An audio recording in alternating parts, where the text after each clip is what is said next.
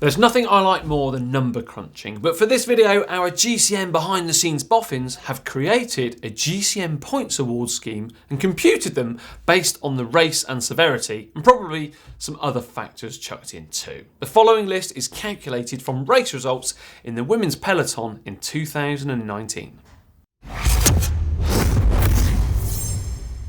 Before we go on though to the 2019 results, we need to have a quick look back at the 2018 bikes. So let's do just that. In at number 10 was the Canyon AERO. In equal 9th place was the ORBEA ORCA and the Fuji Transonic.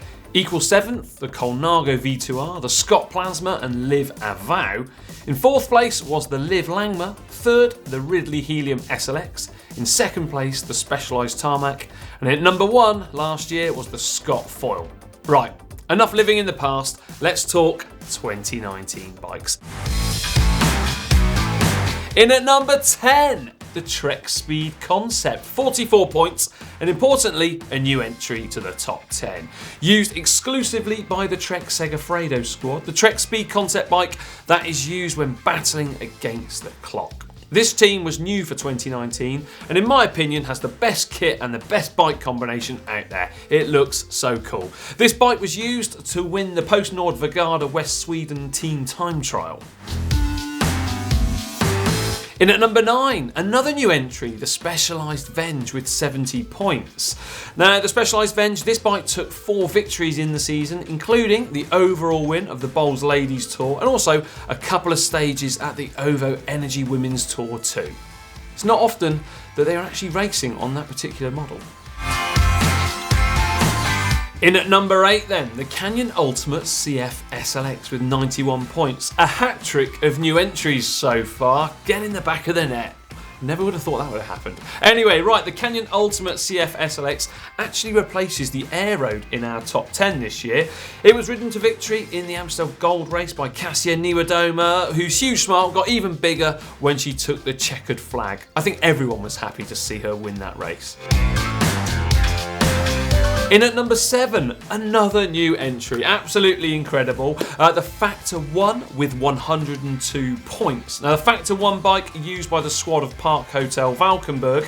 This bike took a whopping 8 victories this year, including every stage and the overall at the Tour of Chongming Island. Lorena Wiebes was probably the biggest breakthrough in the pro peloton this year and showed a clean pair of heels to other riders many times.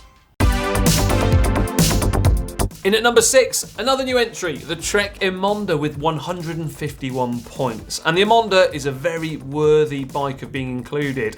Among the victories of the Trek Segafredo squad that this bike was used, well, we had Lizzie Deignan winning the overall classification at the OVO Energy Women's Tour and Elisa Longo Borghini at the American Bira, and also 3 individual stages along the way too. Now we've got a bike which has been in the top 10 before, the ORBEA ORCA AERO with 162 points. It's moved up 4 places from last year. This is the bike of the WNT Rota Pro cycling team. The overall victory at the Madrid Challenge was on this bike, Lisa Brennauer, as were 2 one-day victories at Gent-Wevelgem and also the Driedags Brugge de Pan that Kirsten Wild raised her arms at.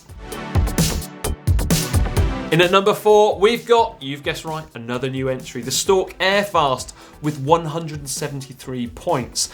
Yeah, the ORBEA, that did buck the trend of new entries temporarily, but well, we're back on the new kids on the block. The STORCK AERFAST of Team Virtue Racing, former World Road Race champion Marta Bastianelli won 3 races on board this bike and 3 big ones too.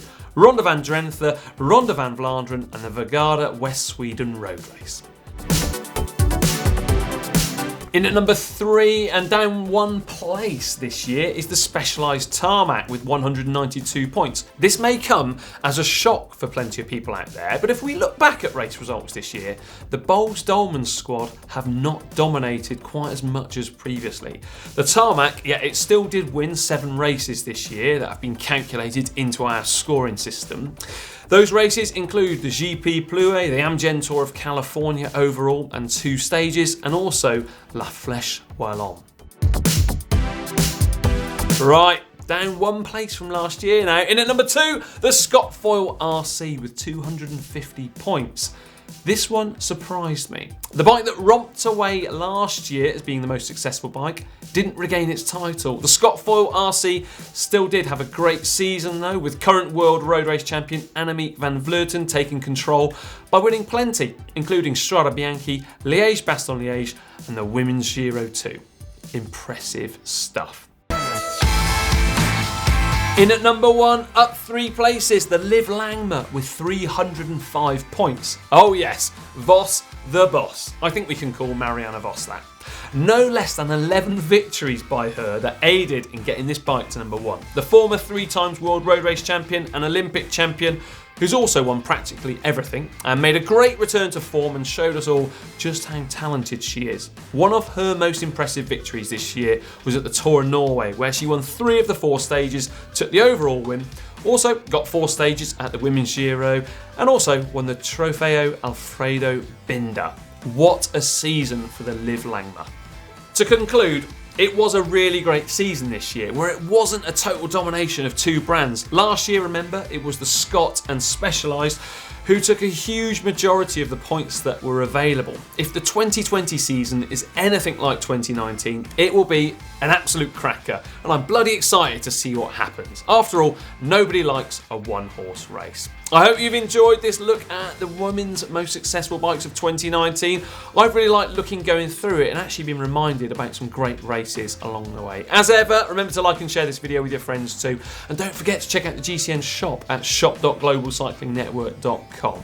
Now, for 2 more great videos, how about clicking just down here, and don't worry, we will have a men's one coming up very shortly.